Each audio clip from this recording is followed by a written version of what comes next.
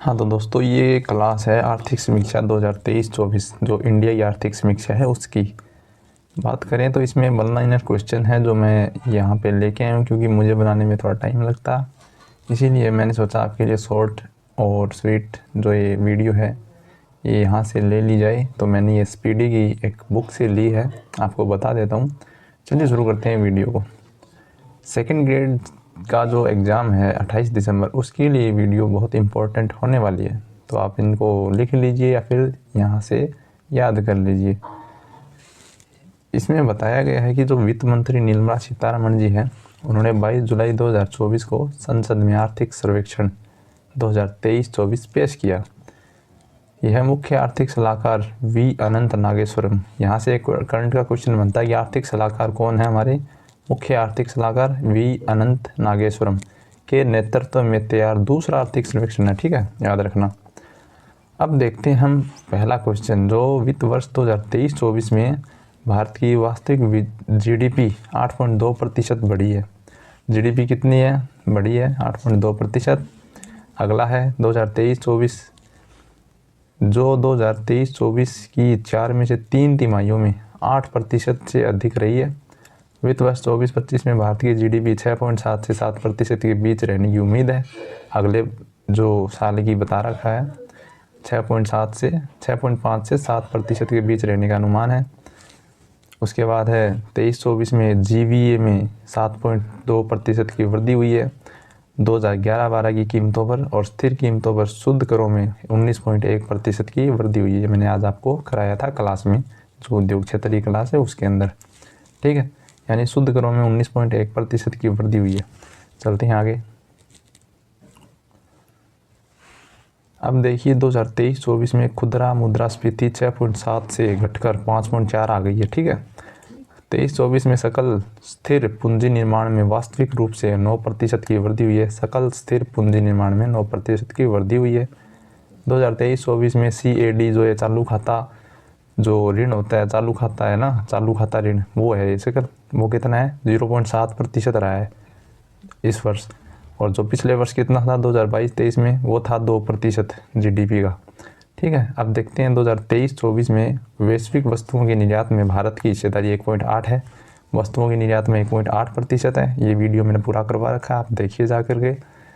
Next है जो बेरोजगारी दर है, वो 22-23 में घटकर 3.2% रह गई है।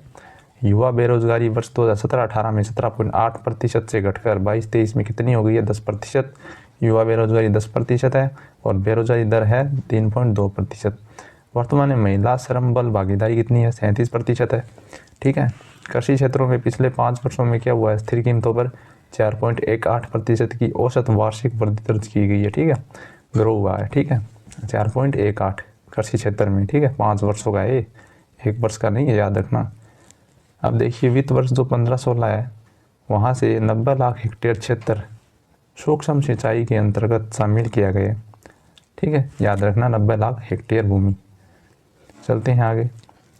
अब दे रखा है जो 9.4 लाख करोड़ रुपए की सीमा के साथ 7.5 करोड़ किसान क्रेडिट कार्ड जारी किए गए हैं। कितने कार्ड?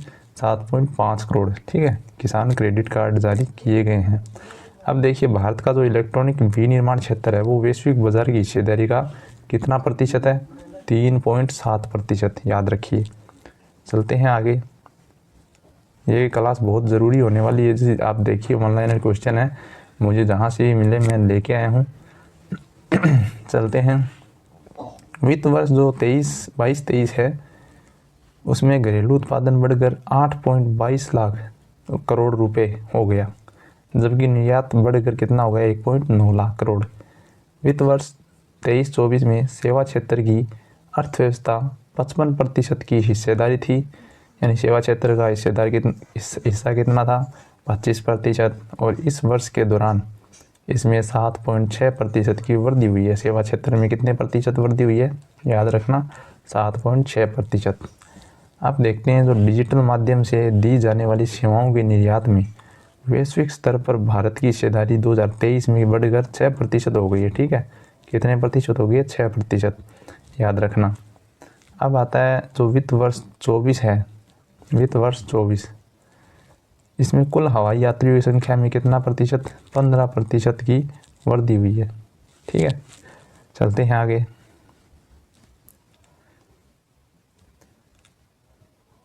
अब देखिए जो राष्ट्रीय राजमार्ग निर्माण की गति है ना, जो वो कितनी हो गई है बढ़ करके 2024 में, वो हो गई है करीब 34 किलोमीटर हो गई है। ठीक है, पर डे 34 किलोमीटर हो गई है। ठीक है, प्रतिदिन NH जो बनते हैं पर डे 34 किलोमीटर प्रति दिन की गति से बन रहे हैं। अब याद रखिए पिछले वर्षों में रेलवे पर पूंजीगत व्यय में कितने प्रतिशत बढ़ोतरी हुई है, 7%। ठीक है, 77%। चलते हैं आगे।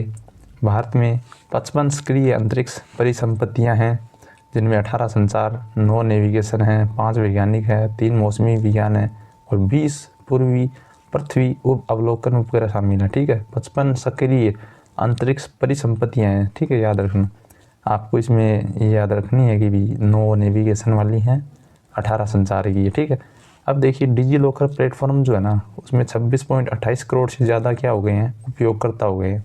डिजी लॉकर के उपयोगकर्ता कितने हैं, 26.28 करोड़।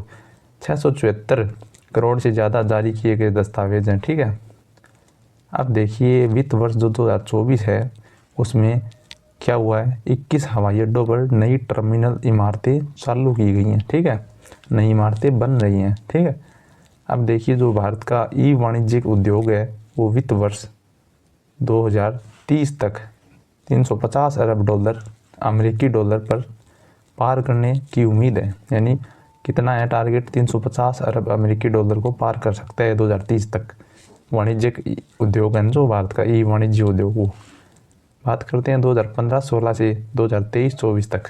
प्रति बूंद अधिक फसल योजना के तहत कितना लाख हेक्टेयर क्षेत्र सिंचित हुआ है, 90 लाख हेक्टेयर कवर किया गया है। ठीक है, देखिए जो है आगे है, भारत का 50 बिलियन अमेरिकी डॉलर के मूल्यांकन के साथ मात्रा के हिसाब से दुनिया का तीसरा सबसे बड़ा बाजार है। ठीक है, मूल्यांकन के साथ मात्रा के हिसाब से दुनिया का तीसरा सबसे बड़ा बाजार है, 50 बिलियन अमेरिकी डॉलर के मूल्यांकन क्या। ये याद रखना, इस लाइन को वापस पढ़ लो कि भी क्या दे रखा है लाइन में। भारत का 50 बिलियन अमेरिकी डॉलर के मूल्यांकन के साथ मात्रा के हिसाब से, क्वांटिटी के हिसाब से दुनिया का तीसरा सबसे बड़ा बाजार है। ठीक है, बात करते हैं वस्त्र निर्माण में। वस्त्र निर्माण में जो भारत है वो वैश्विक स्तर पर दूसरा सबसे बड़ा और शीर्ष 5 निर्यातकों में से एक है। आयुष्मान भारत के तहत 37 करोड़ कार्ड जारी किए गए हैं और कितने अस्पताल, 7.37 करोड़ अस्पताल परिवेश को कवर करते हैं। ठीक है, अब देखते हैं आगे। जो मार्च 2024 है उसमें इंटरनेट घनत्व बढ़ करके कितना हो गया है, 68.2। नवीकरणीय ऊर्जा क्षेत्र में आयात हेतु चीन पर बहुत निर्भर है। ठीक है, चीन पर ज़्यादा है, नवीकरणीय जो ऊर्जा स्रोत क्षेत्र है उसमें हम चीन पर बहुत ज़्यादा निर्भर हैं। अब देखते हैं 2030 तक गैर कृषि क्षेत्र में प्रति वर्ष 7.85 मिलियन नौकरियां प्रदान की जाएगी। गैर कृषि क्षेत्र में कितनी नौकरियां, 7.85 मिलियन, यानी 78 लाख हो गई। ठीक है, अब देखो विद्यांजलि पहल के तहत सामुदायिक सहभागिता के माध्यम से 1.44 करोड़ छात्रों के लिए शैक्षिक अनुभव प्रदान किया जाएगा। बढ़ावा गया है, मतलब बढ़ाया गया है। फिर है पोषण भी पढ़ाई भी कार्यक्रम का उद्देश्य आंगनवाड़ी केंद्रों पर विश्व का सबसे बड़ा सार्वभौम उच्च गुणवत्ता वाला प्री स्कूल नेटवर्क विकसित करना है, इसका लक्ष्य है। ठीक है, कार्यक्रम में पोषण भी और पढ़ाई भी। फिर है अनुसंधान और विकास प्रगति के तहत वित्त वर्ष 2024 में लगभग 1 लाख पेटेंट प्रदान किए गए हैं, जबकि वित्त वर्ष 20 में यह संख्या 25,000 से भी कम थी। फिर है PM आवास ग्रामीण के तहत 2.63 करोड़ घरों का निर्माण, 2.5 करोड़ से ज़्यादा घर बनाए गए हैं। 2014-15 में ग्राम सड़क योजना के तहत 15.14 लाख किलोमीटर सड़कें पूरी की गई। फिर है नेक्स्ट, जो मई 2024 तक जो है 1.28 लाख करोड़ रुपए का अधिक निवेश आकर्षित किया गया। ठीक है, जिसमें से 10.8 लाख करोड़ का उत्पादन विक्रय और 8.5 लाख से अधिक नौकरियां का सृजन हुआ। तो ये ही ये थी हमारी जो वीडियो है क्वेश्चन की आर्थिक समीक्षा की, वो है। आप चैनल को सब्सक्राइब करें, लाइक करें। Thank you.